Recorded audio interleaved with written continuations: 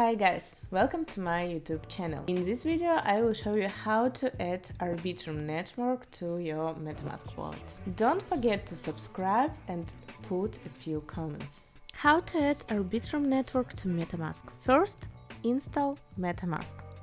You can easily install MetaMask by downloading the wallet from the official website. When you have downloaded the extension, you need to add it in your browser. By the way, I have a video on how to do it correctly. Check it out. The wallet can be accessed from the top right-hand corner of your browser after installation. Click on the MetaMask Fox icon if you have pinned the wallet, or click on the extension button on the top right corner of the screen and choose MetaMask. This opens your MetaMask. Add Arbitrum by selecting the menu bar near profile icon on the top right and clicking on Add Network. Do it by copying and pasting the technical information about Arbitrum from the information below. Network name Arbitrum1. RPC URL. You can check it out on screen. ChainID 42161.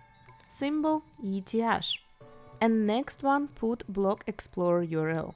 Click on Save to add the network and you will see Arbitrum added to your MetaMask. Subscribe to my channel and see other useful instructions. Bye!